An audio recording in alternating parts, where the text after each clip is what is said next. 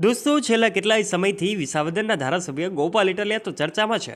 ક્યાંક કૌભાંડને પર્દાફાશ કરવામાં એમનો ફાળો હોય તો ક્યાંક પોલીસ સ્ટેશનની બહાર ધારણા કરતા હોય.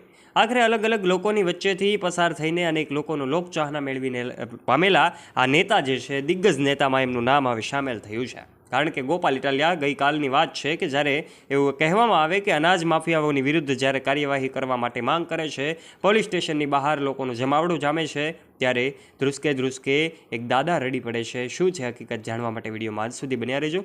અને ચેનલ ઉપર જો તમે પહેલીવાર આવ્યા છો અને હજુ સુધી આપે અમારી યુટ્યુબ ચેનલને સબસ્ક્રાઇબ નથી કરી તો દોસ્તો નીચે રહેલું બેલ આઇકન દબાવીને સબસ્ક્રાઇબ કરી લેજો અમારી યુટ્યુબ ચેનલને, જેનાથી આવા રસપ્રદ અને રોચક વિડીયોઝ અમે તમારા માટે લાવતા રહીએ. સૌથી પહેલાં, આમ આદમી પાર્ટી છેલ્લા કેટલાય સમયથી ચર્ચામાં છે, જ્યારથી વિસાવદરમાં પેટા ચૂંટણી આયોજિત થઈ છે.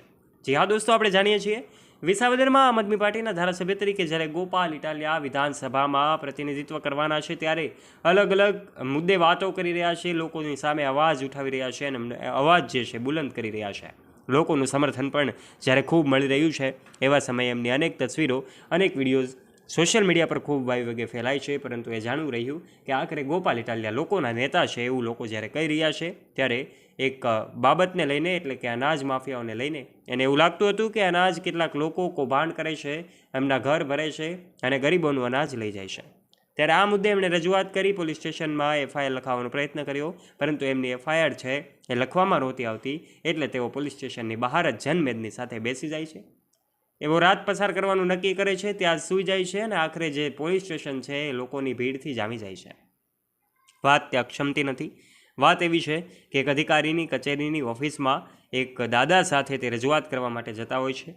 ત્યારે ત્યાં બંનેનો વિડીયો પણ આપણી સામે આવ્યો છે, જેમાં જે વડીલ છે વિસાવદરના, એમને અનાજ મુદ્દે વાત કરી. એમણે કહ્યું એમના ભાગનું અનાજ જે છે આખરે અનાજખોરો દ્વારા ચોરી કરવામાં આવે છે અને આને ફસાવી દેવામાં આવે છે, અનાજ ખોટી રીતે વ્યય કરવામાં આવે છે. તો પછી આ ખેડૂતોના પેટનું અનાજ જે છે, ગરીબોના પેટનું અનાજ છે, એવું પોતે લાગી રહ્યું હતું કે ગોપાલ ઇટાલિયાને લાગી રહ્યું હતું કે તેઓ છીનવી રહ્યા છે, ખોટું કાર્ય કરી રહ્યા છે.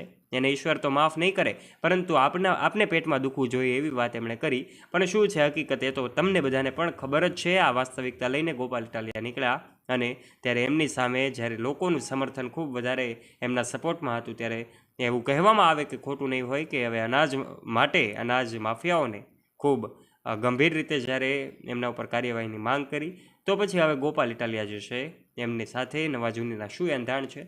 તમારા મંતવ્યો નીચે કમેન્ટ બોક્સમાં કમેન્ટ કરજો. શું એમની એફઆઈઆર લેવામાં આવી છે, તમારો વિચાર કમેન્ટ બોક્સમાં લખજો. અને વિડીયો પસંદ આવ્યો હોય તો વિડીયોને લાઇક કરીને, ચેનલ ઉપર પહેલીવાર આવ્યા હોય તો સબસ્ક્રાઇબ કરી લેજો અમારી યુટ્યુબ ચેનલને. ફરી મળીશું નવા વિડીયો સાથે. ધન્યવાદ.